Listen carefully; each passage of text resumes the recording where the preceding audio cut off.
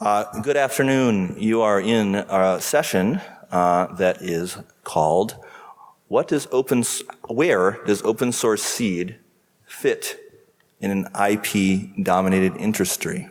And just to be clear, today, while I'm sure the open source seed initiative, which the panelists are very familiar with, is going to be a touch point for their experience, quote, lowercase o and lowercase s open source can encompass more than just OSSI. So we're here to also express that, and that will be a thread, and you're welcome to consider that in your questions. My name is Heron Breen. I work for Fedco Seeds. We had a panelist who was unable to attend due to an injury. Elena Filatova was hoping to attend, and she could not. So we have two folks, and I'm going to butt in because I'm not good at not butting in, but hopefully it'll also give more time for you folks in the audience to ask more questions and also share your personal experiences. So I'd like the two panelists to introduce themselves. You want to click those microphones to the on, which is the up switch. Go ahead, Claire. Hi, everyone. My name is Claire Luby. I'm on the Open Source Seed Initiative Board of Directors and have been working with helping to co-found the organization since 2012, and was a past executive director. My current role is at the University of Wisconsin-Madison. I'm Frank Morton. My wife Karen and I operate Wild Garden Seed, and we've been part of the Open Source Seed Initiative from its conception. I've released all of my breeding materials to the Open Source Seed Initiative. How many varieties is that? So many that you stopped publishing a catalog. 135 or 40 varieties, yeah, something like that. And there's more coming that I've contributed to the Open Source Seed Initiative. And I'm real happy about that. Thank you, panelists. And I know that each one of you is going to have some good questions and feedback. But before we get into the presentation as a whole, it felt good to define or at least give some constructs around what open source is and what it is not. I'm defining it from two angles. And so again, I'm defining open source lowercase o, lowercase s. I'm not defining OSSI. And I've talked with the panelists about this, so they're not going to be surprised. Open source is an intent toward the past, present, and future being a choice and a shared experience. Okay?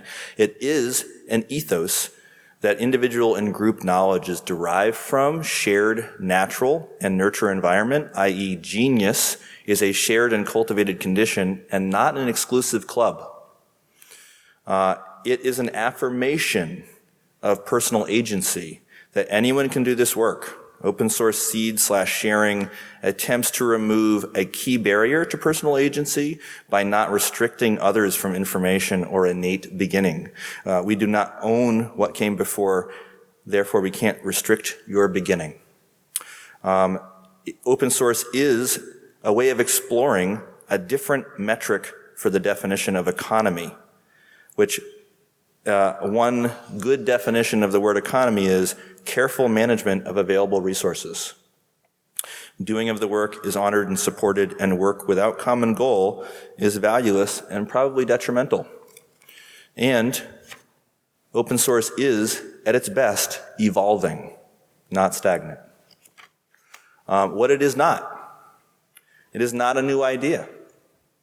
The concepts around open source have been in our human existence for thousands of years and definitely hundreds of years as different terms in different languages.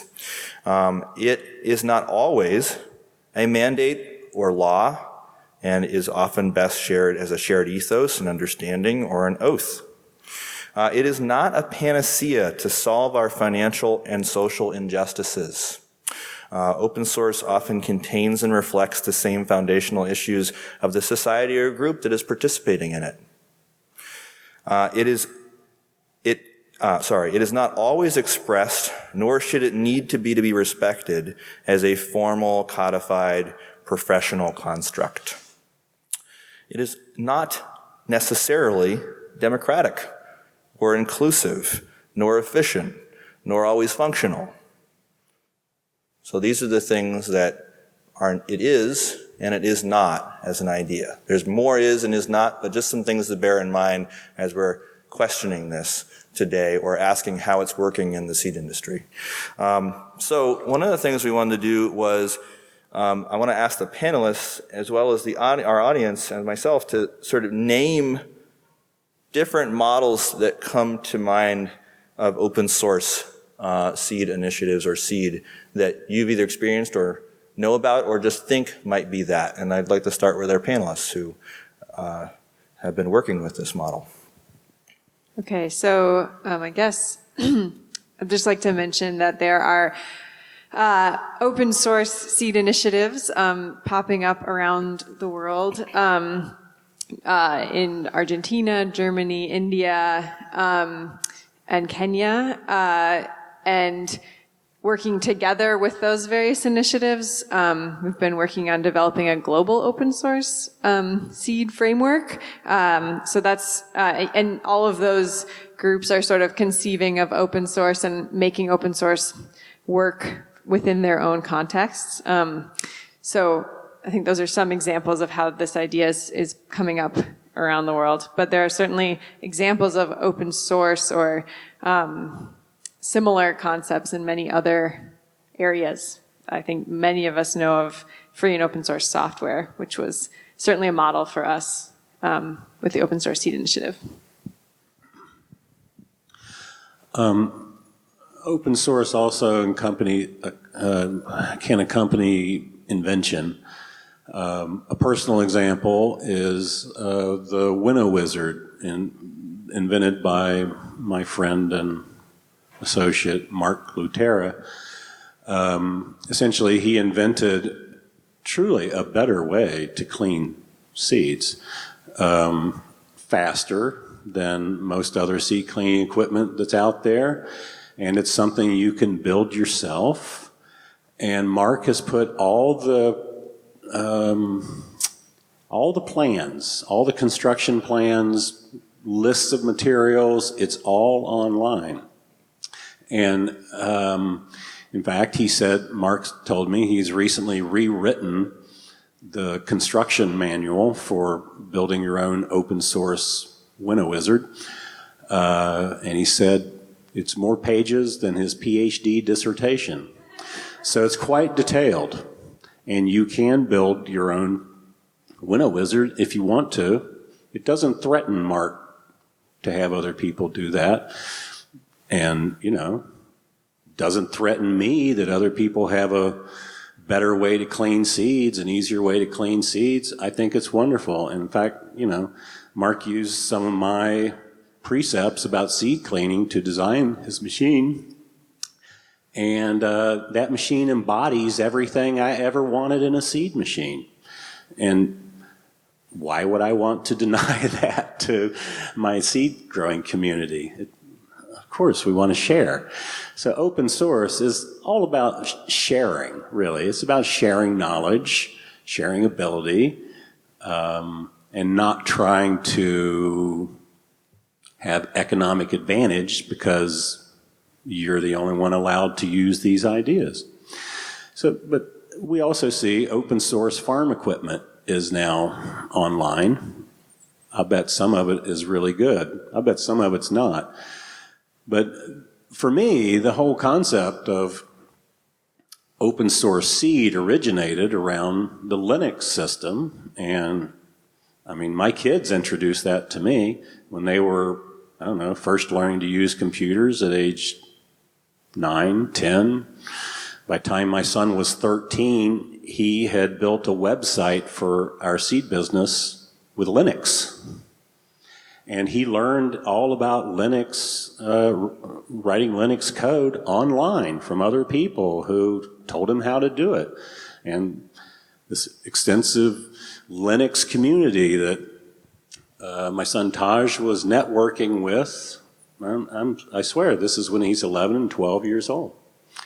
And there were people in Japan and people in England that were in this little group, and they raised each other up. They did an open source project together to help people essentially load Linux on their computer and create Linux operating systems for their computers. So anyway, that's where I got the idea, and I began thinking, you know, Seeds needs some sort of open source model that emulates what I see my children doing with Linux. I had no idea how to do that, and in fact, I tried to employ my son to help create an open source seed system just sitting around the breakfast table. But it was more complicated than that, and it needed a lot more people than me and him. And so, anyway, that's my experience with open source outside of Seeds, but it all looks effective to me, if not perfect. Does anyone in the audience want to share a different example of open source that they feel or have participated in, like has similar constructs in their community or in their personal history? A major, very successful one is the Creative Commons licenses. Can you elaborate on that? Well, for example, I wrote some Aussie fight songs, and copyright for any piece of writing or music exists as of the time that you write it. So even if you want to share it and don't really need people to ask for your permission to share it, we're in a legal situation where people actually need your permission in order to publish it themselves or to sing the songs or whatever. I didn't want that. I just want to share the lyrics, let people change it, let them do whatever they want with it. And this whole organization that does the Creative Commons licenses has, I think it's at least 5, and it might be more than that, different licenses that are set up, that are legally valid in multiple countries, recognized in the U.S., and so I just use their little Creative Commons symbol, and the one that has got a BY after it, which means I'd like the lyrics to be attributed to me, but I don't require permission. I don't care whether you commercialize it or not. You can do anything you want with it. You can change it. It's freely shared. It took decades to set the system in motion, and I think it's a tremendous resource and mechanism for just sharing things. I'm going to try to get a non-Aussie person. But is there any, and I'm hoping that I'm getting a lot of exercise today because I need it. And so I'm happy to walk up and down this aisle. Thank God. Oh, sorry. This is sharing some open source experiences in your life or in history. We started a seed library in our public library in Nova Scotia, and we got a whole bunch of people to donate seed to it. Some of us are seed savers, some are just local farmers. And then we also ran free workshops on how you can save the seed. So if you check out a seed from the library, you can also learn how to return the seed. There's no due date on the seed. But the idea is that we hope that you will also, go to the workshops and learn how to save the seed and return some seed back to the library. Does anyone else have an experience or a construct? Just in general, coming from like an engineering background, I know two things. There's a lot of open source for conversion of gasoline or diesel into hybrids or electric vehicles is one example. Another one is the rise of the makerspace for the millennials, Generation Z, and really anybody. 3D printing and stuff like that is kind of in that direction in terms of STEM-related stuff. Okay. Hands, no? Okay, let's move on. I have like my own personal version. Oh, I'm sorry. Jack? 30 seconds. Just a clarification, something that Heron said. Open source is not one thing. It's small o, small s. There are a whole variety of open source possibilities and licenses in software as well. And it's critical to understand this. I think pretty sure that Claire is gonna get to this in her explanation. But public domain is open source at one level, which is to say it's available to anyone who wants it. That's the loose end of open source, where OSSI is on the hard end, on the copyleft end, which is to say that you have access to it, but there's one restriction on it which is very powerful, which is that you must share any derivative or that thing that you borrowed. I think that was really well put. Thank you. And on my own perspective, the couple of examples that I have that I know of, in Maine, we've had a tradition where if you went to a bean supper or a dance in a town, this is before the word IP really meant anything beyond going out to the outhouse or behind a bush. Basically, you were really prized and valued in the community as a seed grower for corn, and people would be really excited to bring a handful of their best ear of corn and put it in a bowl. And everyone would do that. At the end of the day, everyone would take, end of the night, when you partnered up, hopefully with your wife or husband, you would grab a handful of corn. There's another example of a island community that has maintained for a really long time some turnip varieties. And these were shared in the island community and just widely available. And you'd think that island communities are kind of, you come from away. But if you bought a house from a family that had been maintaining this turnip, they offered you the opportunity to take that seed and continue. So if you came from off the island, it was actually kind of like, he took the turnip, he's one of us. And also this element of, I'm a part of Seed Savers Exchange. And Seed Savers Exchange is a sort of farther to the one end of open source, but also has a number of listing guidelines about things like how you share things and not share things. And so many of these things, whether we are formal or informal, we're here today to talk about seeds. And we're also here to talk about really what are the challenges when an open source variety, but also the successes when an open source seed variety enters into the marketplace. So we've had enough time for a few years to kind of have growers who've introduced some things. And I know that many of you are in the room. And we want to talk and hear from each other the benefits of whether it's a variety that you sourced from Seed Savers Exchange and have commercialized, or one of your own varieties that you've bred and pledged with OSSI. What's been the challenge with that in terms of being financially viable or just personally satisfied with that? But before we do that, and this could be the topic that we could debate all day, which is why we're not going to. We're not going to debate today. Well, maybe if we have time at the end. Is open source a form of intellectual property? But I'm going to ask the panelists their opinion, and then we're going to take a vote. And the vote has three parts: yes, no, or depends. So if our panelists might ask that question to you, do you feel that open source, whether that's capital OS or little os, is that a form of intellectual property? Yes, no, and depends on how it's applied.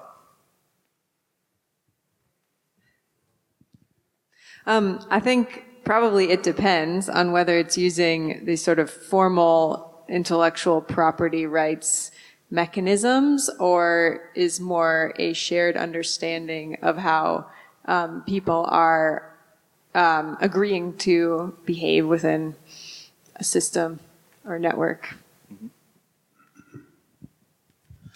To get all my thoughts on this, I would encourage everyone to read my 2 pages in the proceedings, and then you'll get anything I forgot.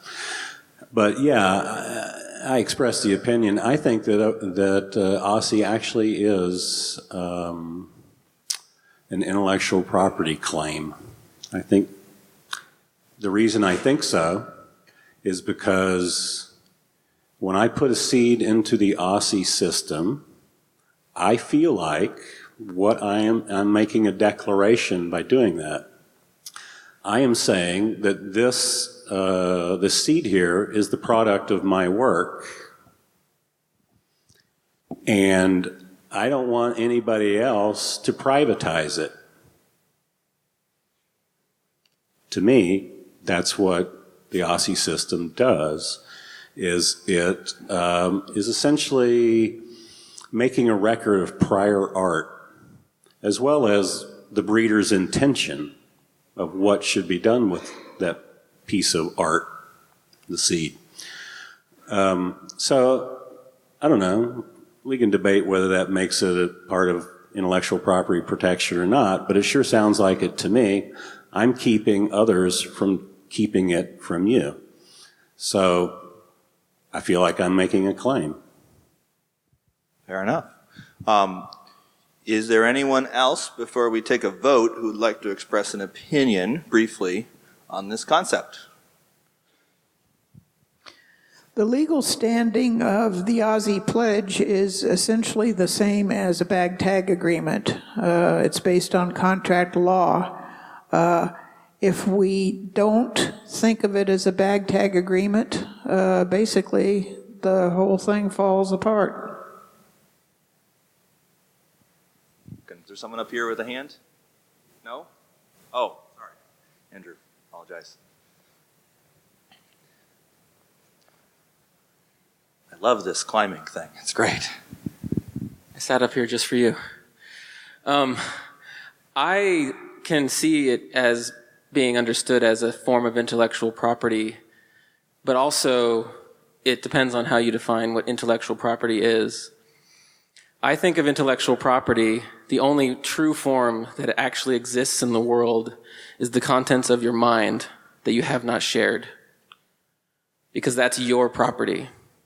Anything else is been granted as property by a government, and that's the only reason why it's considered intellectual property legally. So, do you call it intellectual property or not? I don't, but I could see Frank calling it, it's fine. We don't really disagree. I just think that when you say something is intellectual property, and then you say it's not we're preventing you from calling it intellectual property, and calling that intellectual property is a really interesting snake eating its tail that fries a lot of people's brains, and I kind of like it for that purpose too, because that's fun. But yeah, that's all. God bless articulate anarchists. Thank you, sir. Anyone else with an opinion? Okay, so we have a little, some ideas here. Would we like to take a little vote? Yes is yes. Open source is an intellectual property. Raise your hands. Pretty solid. How about no? It is not. The cheese stands alone and there is hand wiggling. And how there, on the hand wiggling level, it is also how you apply it. That's the abstain. In other words, how about how you apply it? And is this voting twice? Could be. Okay. So, cool. Great. I'm glad we're in total agreement. At this point, I would love to turn this over to Claire to talk about Aussie and a synopsis of what it's doing and its constructs, and then also Frank was going to talk about some after that about kind of the comparison in his experience, what open source is versus other intellectual property models. Since he has firmly decided that it is intellectual property, he's going to make that comparison for us.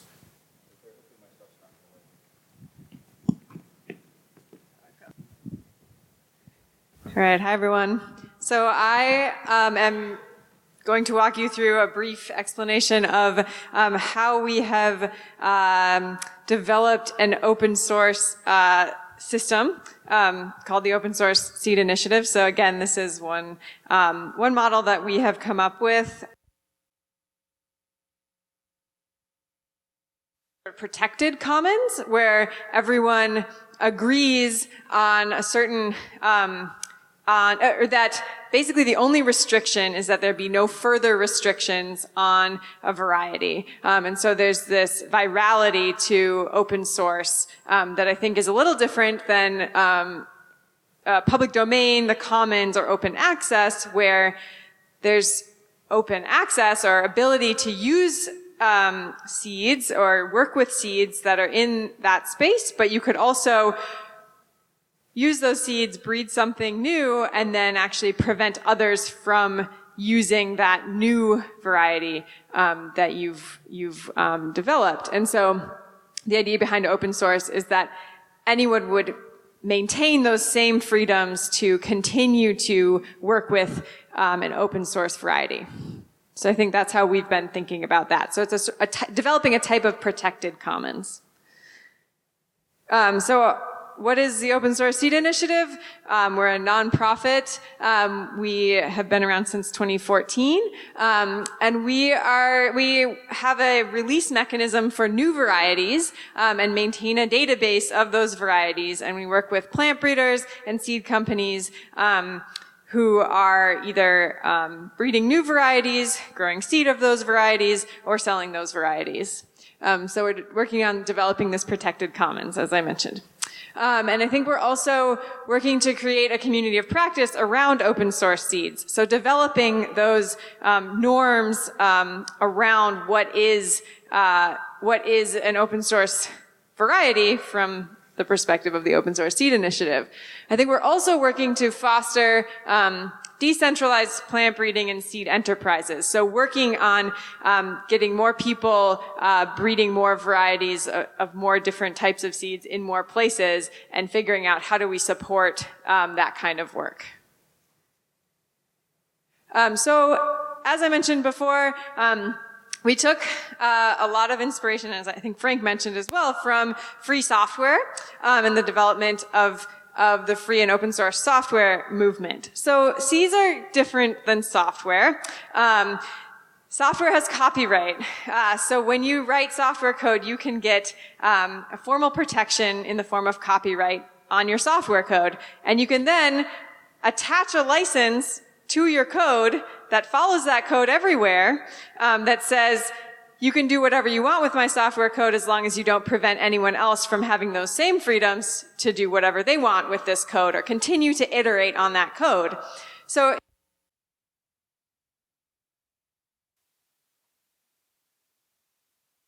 to save or grow seed for replanting or any other purpose, the freedom to share, trade, or sell seed to others, the freedom to trial and study seed and to share or publish information about it, and the freedom to select or adapt the seed, make crosses with it, or use it to breed new lines and varieties. So who do we work with? We work with 48 plant breeders currently who release varieties through the Open Source Seed Initiative pledge. So they don't release them to OSSI or give them to OSSI. They release them through the pledge. So they're using the OSSI pledge when they're distributing their varieties. And so the majority of the plant breeders we work with might be considered freelance plant breeders, or people, so that's a whole spectrum, and Carol Duffy has actually written a really nice chapter on freelance plant breeding and who are freelance plant breeders, but I think many of you are probably in the room. So people developing new varieties, but who are not necessarily associated with a formal institution, such as a university or a larger seed company, where their role would be to be a plant breeder. So many of the people we work with are plant breeders, but they also maybe run their own seed company, or they maybe grow seed, or they may be farmers. So it's a wide-ranging group of people.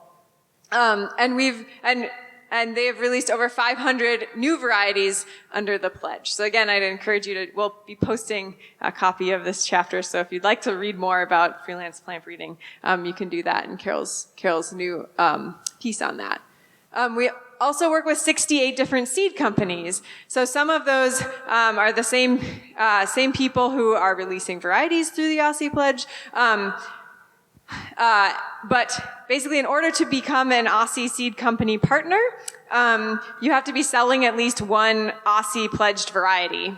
And that's pretty much our only requirement. And then we ask that you put the pledge on a packet of the seed that you sell, and that it be distributed and also labeled online in seed catalog, or online next to the variety. And then we also ask that you designate who developed that variety and where it came from.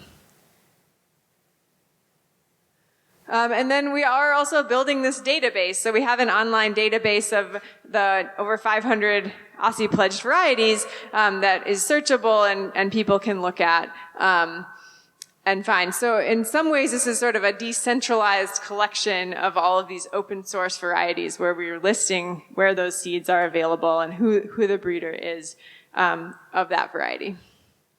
So just a few very, very general, a general sweep of sort of what are all of these varieties.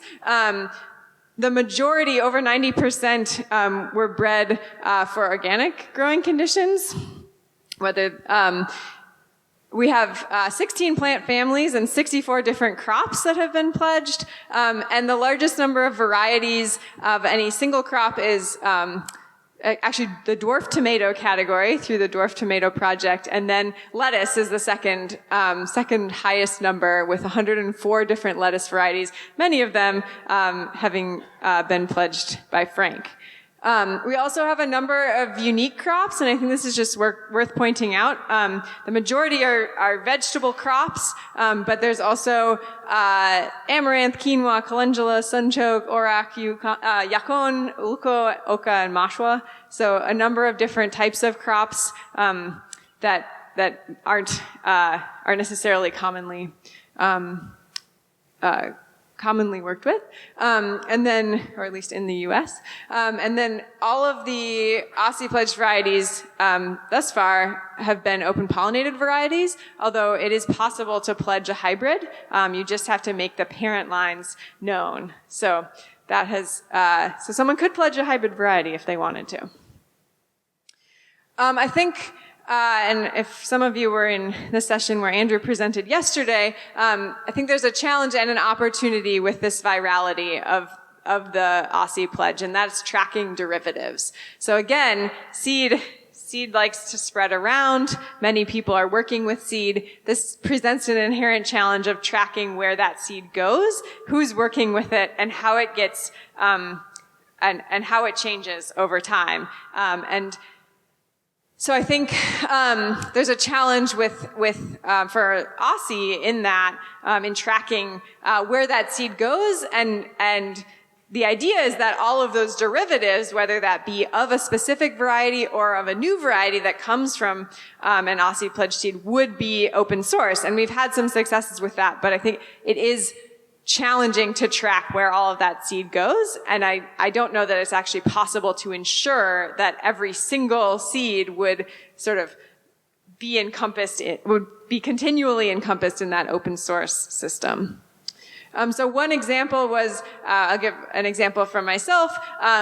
We worked on developing these diverse populations of carrots, and we've then had a partnership with Fruition Seeds where they took one of those populations, selected for 5 different years, and developed a new variety that is now released under the Open Source Seed Initiative. And I know that there's also a number of breeding programs, such as Frank's, where everything you develop, you end up pledging through the Open Source Seed Initiative. And so in that sense, it's very, it's continual, right? You can track all of your own breeding projects. When seed is getting distributed and other people start working with it, it gets to be more challenging to track. I also just wanted to mention again the global open source seed network that's in development and in conversation. A number of these open source seed initiatives are popping up all over the world that fit within different contexts. For example, the Open Source Seeds group in Germany uses an official license to release varieties. Others use a similar pledge type of arrangement, and so people are working on and grappling with these concepts all over.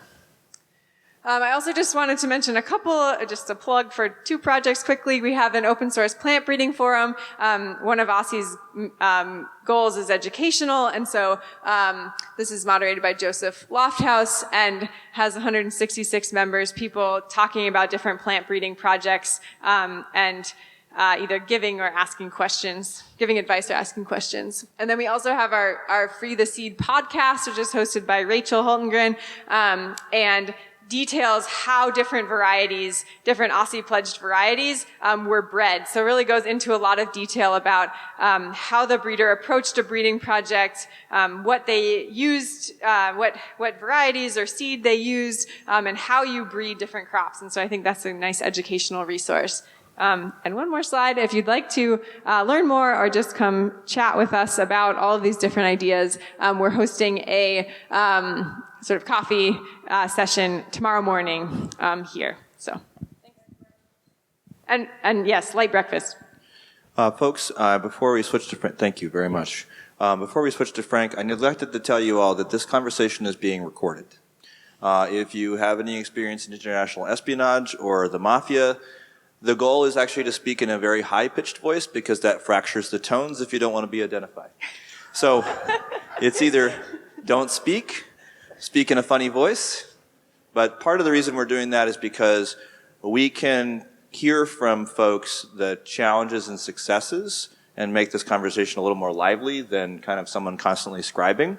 So we want to hear from the audience their experiences of how utilizing, whether it's OSCE or anything else, and what they're doing, like how this is affecting their work and good, and what the challenges are. So I'm going to turn this over to Frank to talk about the comparisons between what open source for him and the other intellectual property models.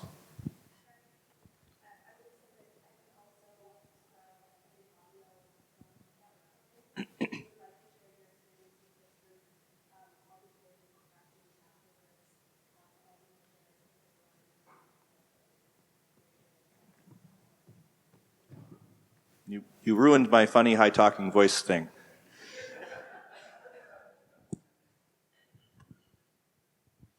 Thanks, Claire. I want to cover a topic which is basically intellectual property and the farmer breeder, or why plant patents and PVP don't work for me. So, as a farmer breeder, time and money are always in short supply. And also, I hate paperwork. So, the whole idea of the open source seed initiative is to try to keep our work from being privatized by corporations for their own profit. That's why we're doing this. That's the whole idea. I mean, we want to assure that when independent breeders, whether independent farmer breeders or freelance breeders, when they release their material, they don't have to worry that somebody else is going to come along, take that material, and privatize it in some way, or the traits that are exhibited by that material, so that basically our inventions can't be privatized out from under us. Now, one thing that I could do, rather than OSCE, is I could get a plant patent on my material, or I could get a PVP. Plant patents prevent anybody from doing anything with your material without your permission. I mean anything.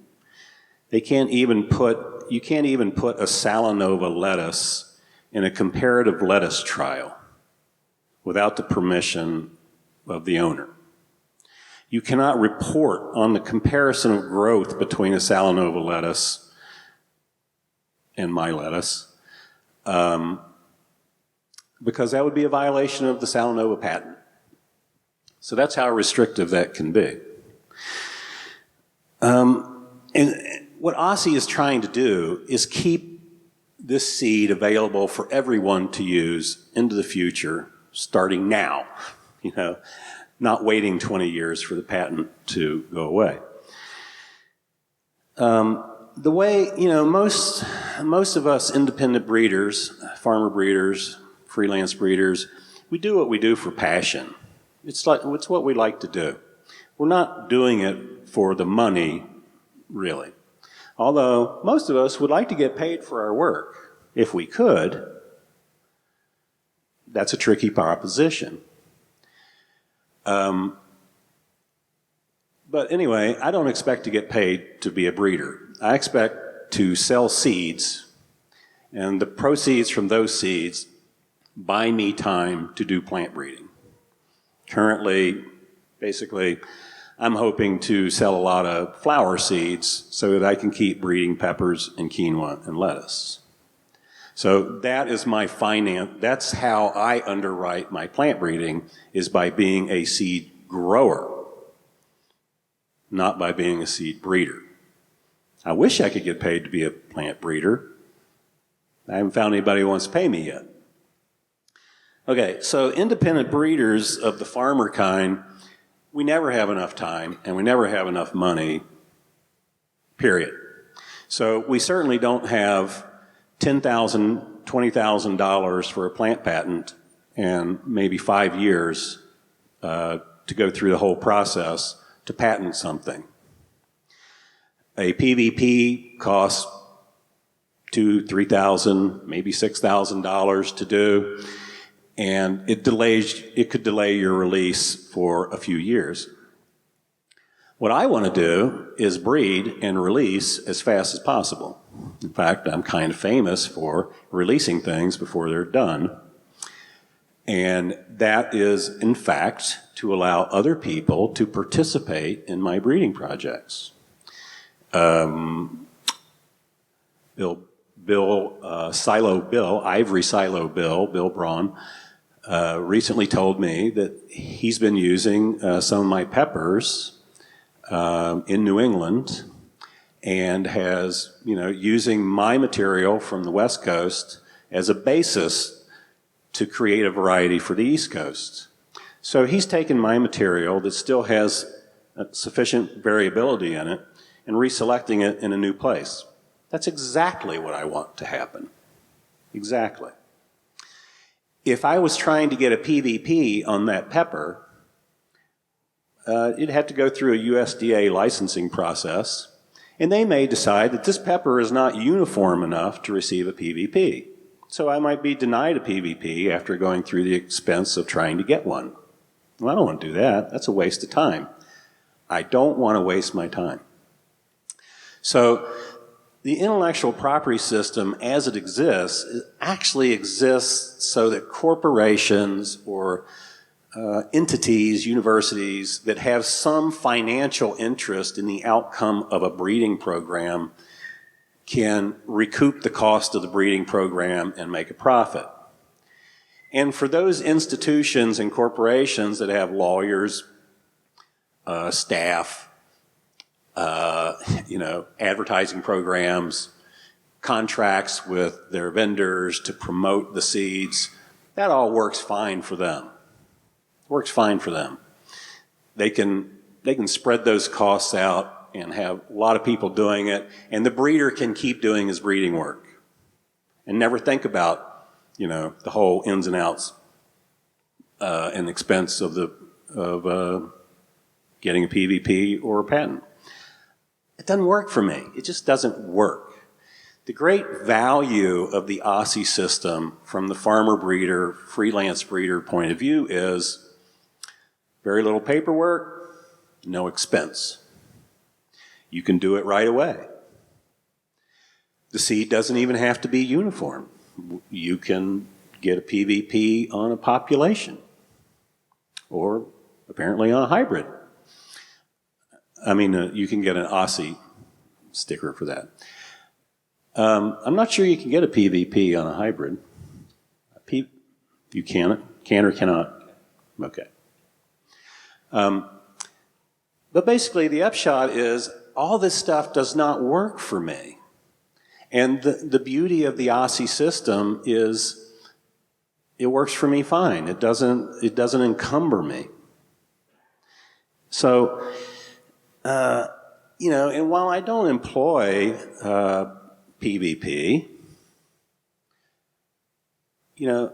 I can understand PvP. I cannot understand patents in terms of plants. Because patents, in my view, are for inventions. And plants and their traits are simply not inventions. They are works of nature. A trait in a plant that you could get a patent on is not anybody's invention. The plant did that. Now, if you want to get a patent on something you've created through synthetic biology, or, if you want to get a patent on a GMO, I'm not even going to argue with you about that. Because that GMO version of the plant does not exist anywhere in nature. It truly was created in a lab. I can understand that that is an invention. So I'm not, I don't have time to argue about it. PVPs, the great thing about PVPs is they still allow for breeding to occur. There's no restriction on breeding. A PVP variety can be kept, the seed can be kept for your own use. You can give the seed to people and they can use it. You just can't sell it.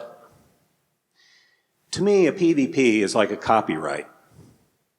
It's, at least intellectually to me, it's in the same group as a copyright.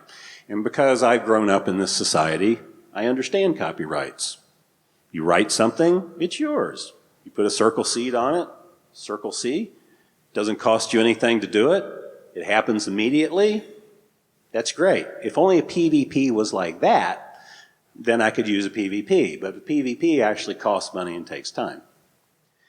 But I understand the concept that a full variety is a complete piece of work that somebody did. Just like a poem or a song. I get that. A PVP is on the whole thing. It's not on pieces of it. I understand that I should not be able to print and sell Wendell Berry's works without his permission. Anybody want to argue with that, by the way? Does anybody think that we should be able to print other people's work and publish it? I don't think so. But if better not try it with Carol's, yeah, okay, so that's what I'm saying. So I get that. And so actually, I'm not against PVPs inherently. I just don't use them and I don't sell them.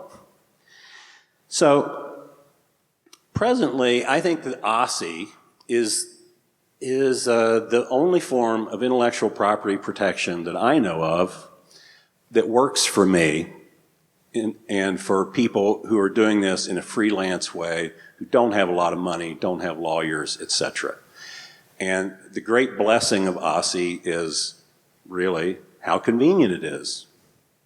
And, for any one variety, come on, folks, if I wanted to get PVPs and patents on my stuff, I've got 140 things in there. Do I have that kind of money? Of course not. It would actually, if I had to do that, it would actually be constraining my work. So I would rather be releasing a lot of material than knowing I own it. So anyway, presently, I think PVP is the best thing we have going.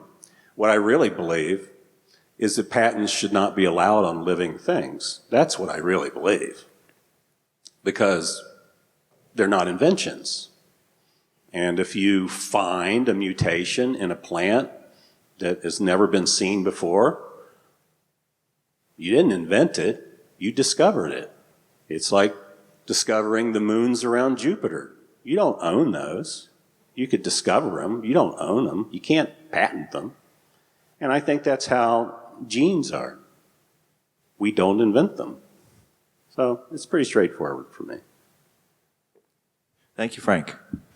So in just the realization that we, all these sessions, we wish we had a lot more time. And there is, about 35 minutes left. And I guess we had a series of questions, but I kind of feel like a lot of those questions are going to be part of the community discussion. So I was kind of thinking at this point that there's folks that are plant breeders, there's folks that are gardeners, there's folks that are working for seed companies, and other folks here that have interests, maybe beyond seeds. And I wonder if maybe this is a time to just share those experiences if you're a breeder and you've either utilized this or you have a question about utilizing this, or other types of open pollinated, open source, whether it's listing something in Seed Savers Exchange or utilizing that. I think this is a time to ask questions, and I think our panelists are well prepared to answer many related to their experience.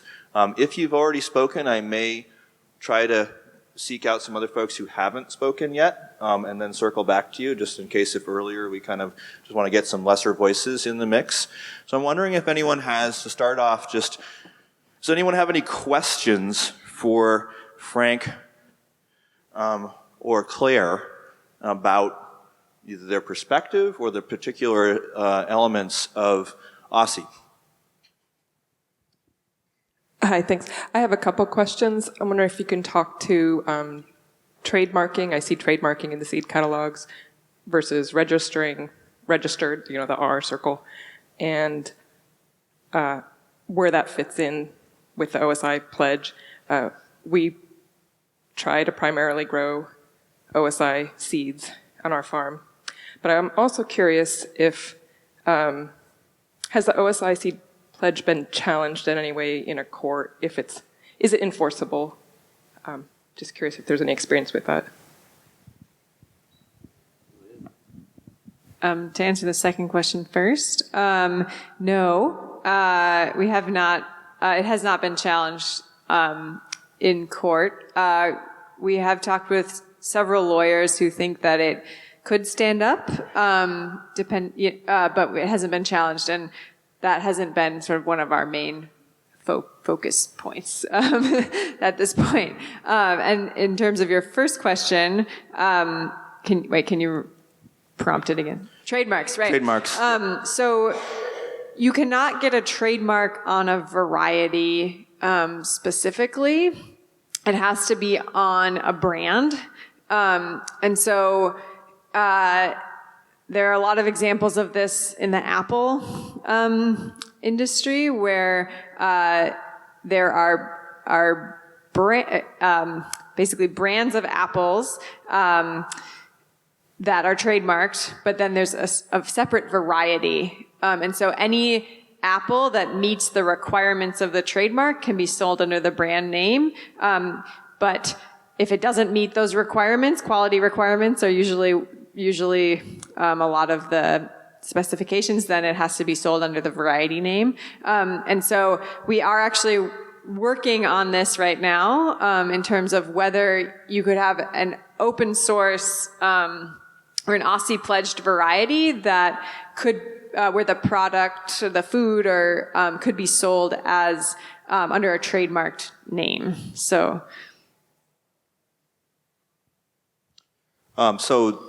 Just to clarify something Claire was saying, so if you look in like a nursery catalog, often there's the name like Supermax, okay, and then you'll see like in parentheses, and Supermax trademarked, and then you'll see the name of the actual variety in smaller print in a parentheses. So basically, to sell that, there's actually a real variety name to that apple, but the Supermax is like the trademark. But your specific question was about sunflowers being trademarked as a name, like Sunbright or something like that. And I guess I think the same applies, that I think that is more of a brand than maybe like the specific registered either number or name, but I don't know if we're sure. Does anyone have an answer? This fella down here? He's looking it up on his phone. I don't know about that specifically, but I think maybe an anecdotal analogy, maybe. Sunkist Oranges would be an example. Hopefully, I don't know if that has to be scrubbed out for trademark regions, but of course it's like the variety, there are navel oranges, Valencia, I was looking at all that, Caracara orange, all that stuff. The brand itself, of course, is Sunkist. Coming from Scottsbluff, Nebraska, we have a guy in, I think, Alliance, Nebraska. His name is Russ Finch, and he was selling what he called snow-kissed oranges because he grew them in a geothermal greenhouse. And he was told by Sunkist that he can't do that anymore because it was a violation of trademarks. So he had to switch it to some other name. But he was still growing navel oranges just under a different brand. He was marketing them under a different name. Okay. Well, it sounds like we had some. If I could comment about the legal aspect just for a second. Okay. And the 30 challenging seconds. court. 30 seconds. The power of OSSI really is essentially you are publishing the existence of something and you are describing it, hopefully, enough that it will be clear that it is an example of prior art. So if someone wanted to challenge, or wanted to patent it, they would have to essentially explain somehow this piece of prior art, how could it exist before you patented it, right? So it's essentially the legal strength, I believe, is really in demonstrating that these traits are already out there and were not being and cannot be patented by others because they already exist. Just a clarity a little bit about the trademark situation is that, for example, if I'm a food distributor business and I have a special melon that I want to sell, that may be a hybrid, and we might have bred that hybrid, but we also might have another hybrid that looks pretty much the same coming along that has a different level of disease resistance. And so rather than having to try to market like a whole nother name of melon, I just call them the same. Even when we transition to the new melon, I'm calling it the same sort of store brand in the store. And so that's kind of like an example of how that's used versus the original name for a proprietary breeding company. Yeah, I've got at least a couple things I wanted to ask about. One is it possible to add something to OSSI that you didn't invent, something that's already generally a public domain or thought of as an open source thing that you didn't necessarily invent? And the other question I have is, what happens if an OSSI variety gets crossed with a protected variety, patented or PVP or whatever, either on purpose or perhaps by accident? Maybe also you could comment on, I remember a couple years ago, someone saying something about the lawyers from some big corporation had said that they were afraid of OSSI and that it was too toxic to touch. And that last part, were you asking for clarity about that corporation? Because we can't give that. Okay. About how corporations have interacted with OSSI since that point?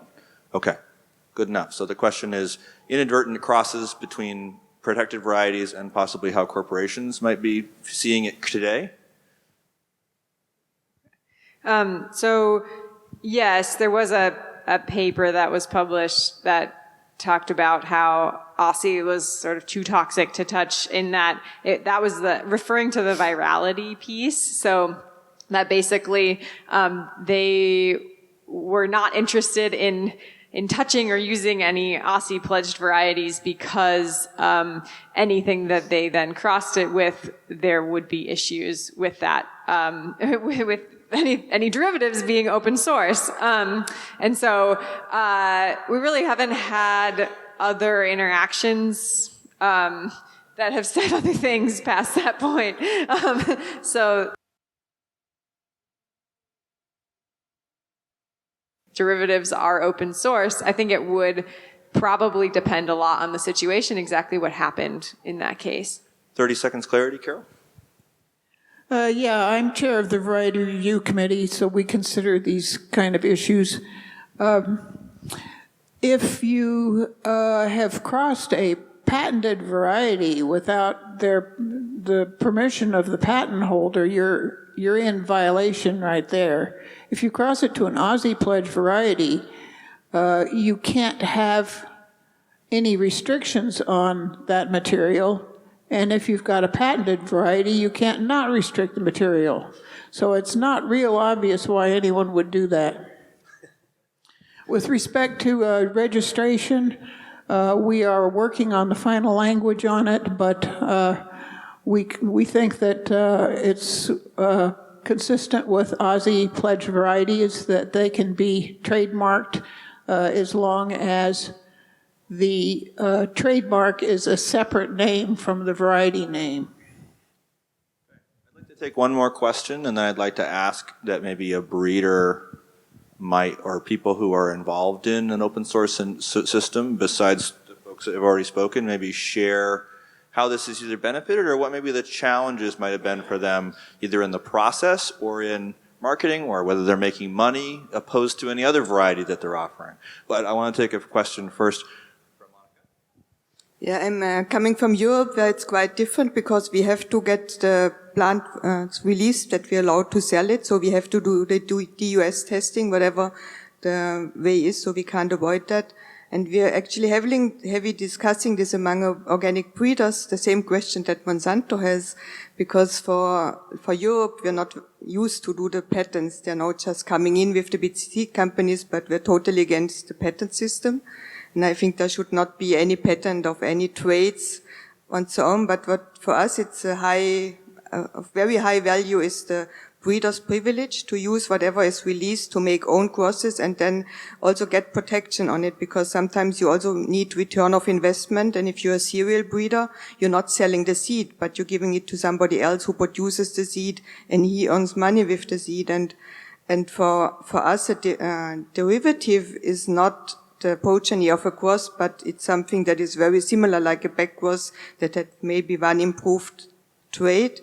And that's why many organic plant breeders have problems with applying the open source seed license, for example, from AgroCell, and that's preventing it. And because the idea of the plant variety protection or the breeder privilege is that everybody can participate on the breeding gain, and I think utilizing it, and maybe some companies that can make a living out of it and not depend on donations, they should also be able to use it in their system as long as there is no way to patent anything on it. But I would not restrict it to plant variety rights. Thank you for that perspective.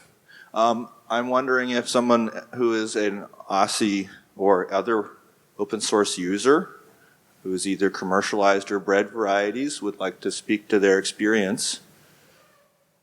Is there anyone? Look up Jamie. Oh, I'm sorry. My apologies.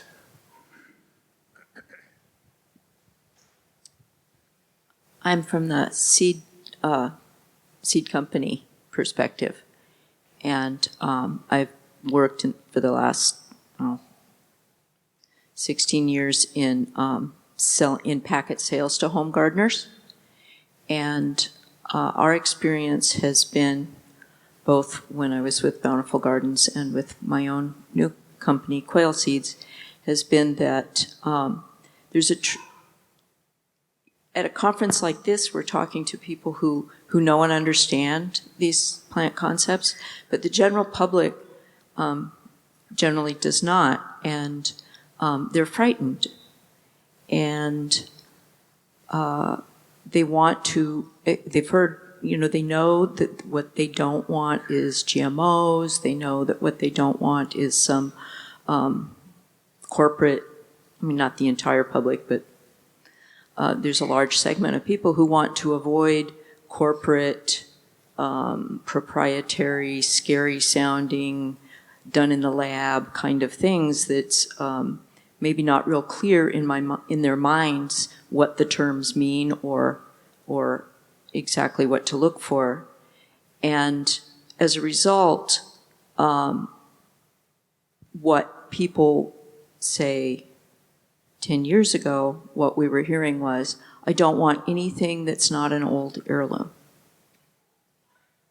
And OSSI has given us a way to speak to people simply and let them know that all new things are not from some big corporation. All new things are not using scary new in the lab methods. And it's something that they can look for, that they can understand. It's a single word that, sometimes creating the term just creates a whole new ability to see things, like designated driver, say, Suddenly you can call it something, and so somebody can be that. And open source seed has done that. It's opened new seed from breeders who are working in the present day to people who before were afraid to buy anything that was bred after World War II. Success. Thank you for that perspective. Anyone else who has been either commercializing or breeding Aussie seeds or breeding open source type seeds want to speak to their experience? I'm kind of looking to wonder, and maybe if no one wants to share, we can turn this back to Frank as to how this has been benefiting, challenging, a mix of both, your particular profitability as a breeder or as a farmer. Looks like I got a question down here or a statement to that? Okay. So it's not on the breeding end. I guess first, thanks to you both. This is a super important issue, and Frank in particular, I think you do such a great job of talking about this shift of power over that the corporations have to power to, in the words of John Holloway. It's such a big change in power dynamics. One thing, I assume the US is a signatory to UPOV 91, and so the right to save that seed and reuse it and to breed with it is an exception to UPOV 91 that the US grants. And so it's the same thing in Canada, but in other countries that exception doesn't always exist. So I think that exception under the PVP, it could be changed. And I support the PVP system as long as those exceptions are there. Without them, it changes significantly. So I think that's really important. In Canada, it's 7 words in the Plant Breeders' Rights Act that cover that, basically. So I wonder, in this regard, and we did talk about this a bit before, Claire, there's some severe restrictions on Aussie, but I think it's evolving. Do you see the potential for Aussie varieties to get covered under PVP as long as the breeder puts this absolute exception on there that it cannot be restricted for breeding or growing for your own use, which is basically what Aussie does. So it still allows that protection to protect it economically without restricting its further use. Good question. So evolving of the pledge or this construct. So, I haven't thought about this. So you're proposing possibly that Aussie varieties could be PVP'd.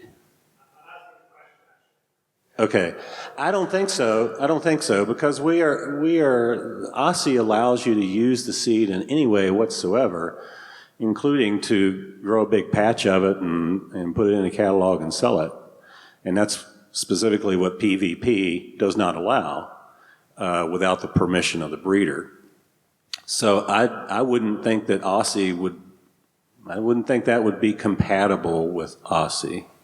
I agree with you on the PVP matter that all my comments about it previously, about how I can understand it, if you changed it so that could not be, those exemptions for your own use or for further breeding, if those were taken out of the PVP, then my approval or my understanding, I should say, would be nullified. And again, is there anyone here who is a breeder, who has released a variety through an open source methodology, who wants to share how it's impacted their work? Okay. Yep, Andrew?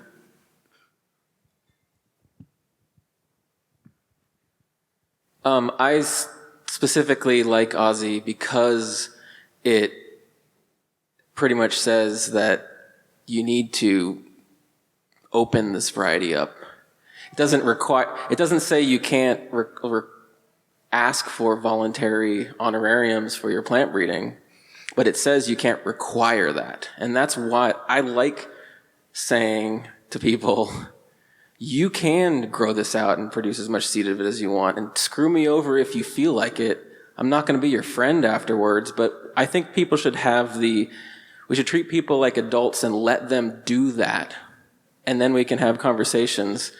Like, there's no morality in saying, this is the rule you have to follow, and then, like, they have to make that decision for themselves, I think. And I like letting people make that decision.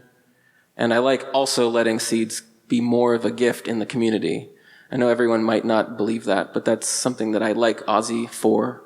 The one last little thing is that there was a question about pledging varieties that are heirlooms or old varieties that have been passed around, that we specifically say that you need to be the custodian and have transformed a variety in some sense in order to have the authority to say that you want it to be pledged, because it'd be very easy to say, this native corn is Aussie now, and that would be extremely insensitive and like imperialistic.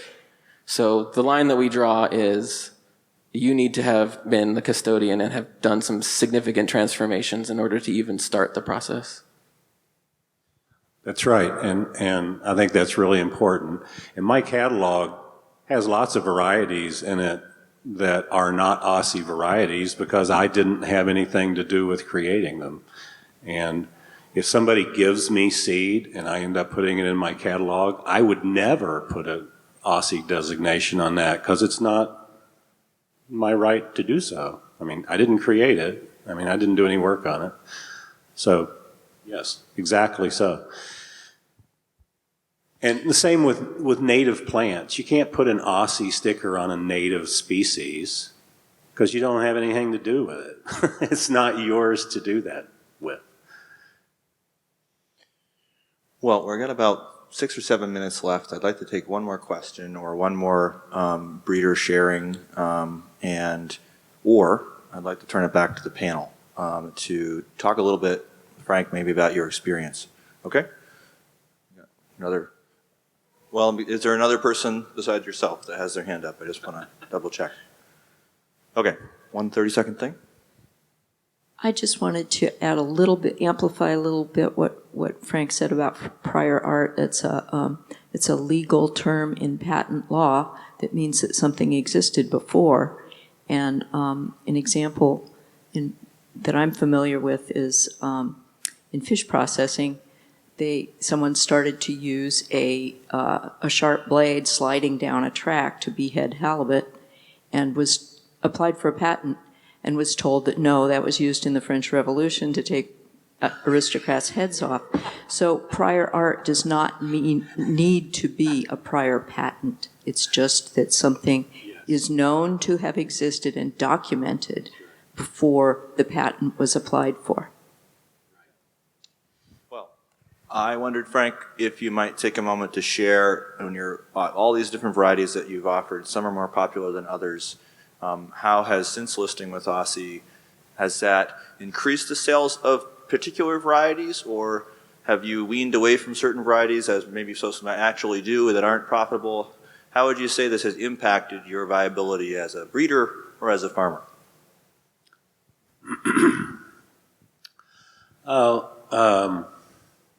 You know, as I said before, I don't spend a lot of time at the desk tracking things or keeping track of numbers. I just don't do it. I'm a bad record keeper.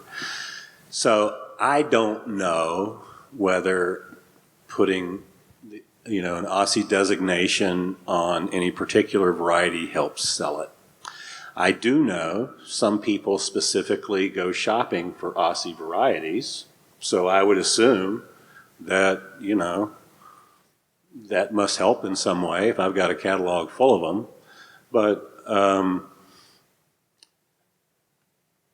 I know that Aussie has demystified a lot of this patent talk for gardeners and farmers and has made a clear choice for people between patented varieties versus those that are not, that is to say, Aussie varieties.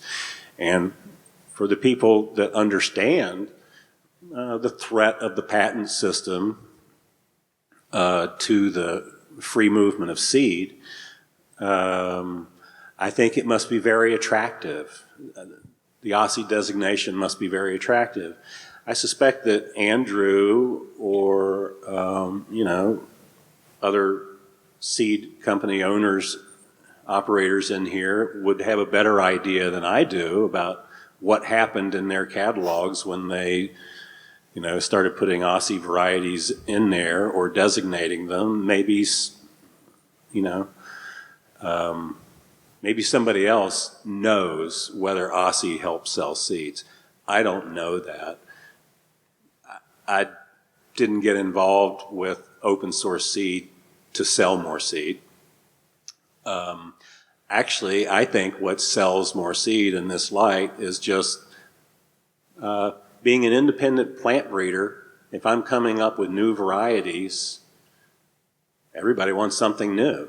And what Aussie does for me is it, I don't know, it just helps me have the sense that somebody, corporation is not going to take something out from under me. So it gives me confidence. But really, to me, Aussie is an education tool.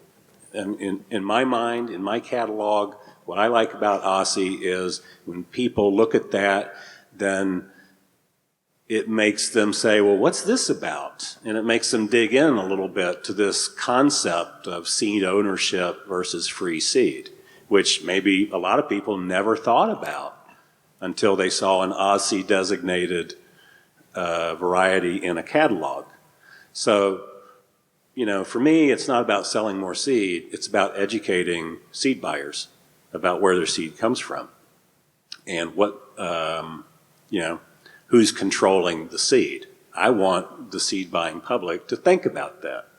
So that's really, for me, the main thing is that Aussie has opened people's eyes to who controls the seed system and what the meaning of seed consolidation is and what kind of threat seed consolidation poses to the food system. So, like I say, although I do say I think it is a form of intellectual property protection. That is, it protects it from being ripped off and patented out from under me. I don't have to engage in defensive patenting because of Aussie. And yesterday in the hemp session, the hemp breeders, which, by the way, are brilliant and way over my head, they are applying for patents. They're also putting $7 million into developing or discovering genes that affect the whole metabolic pathways and the creation of THC, CBD, CBG, and all that. And CBGB, the punk rock gene. Right. And, I suppose if I had put $7 million into uncovering a special mutation, it would, and you knew that the Bayer Corporation was going to snag that baby from you if you didn't do something about it. Okay, that's a defensive patent. And although I don't approve of patents, I understand why they did that. And I did not bite their head off for doing it because truly, Bayer and others would be all over that stuff. Now, I could have suggested, well, you could make that an Aussie variety, and then we could have a court case sooner than later about this. But, so anyway, those are my feelings about the economic advantages or impacts of Aussie on me. Yeah, and I'm going to break my impartiality as a moderator for a moment and say that the biggest challenge that Fedco has seen from carrying Aussie varieties is that squiggly little logo is a real pain in the butt to get on the packets. They challenged our packet printer and created a whole, we have to print those as a special run because it's a whole different mojo with that. So just to know that we have expensive packet printers and we may have to get a whole new system, not just because of that, but it's probably going to help. But I wondered, so we have our two wonderful panelists, and you've been a wonderful audience. We have somewhere here there's a ballot box to vote us off the island or keep us around, i.e. the feedback from the session. And I wonder, Claire, before we close, do you have any closing thoughts on this? Lots of thoughts, but I don't need to keep everyone from happy hour. But I do encourage you, if you want to talk to us more about any of this, or we'd also love to hear challenges that you're having with the Aussie system, whether it be logo printing or whatnot. Come hang out tomorrow or contact us. We're always happy to talk. Thank you all. Thank you.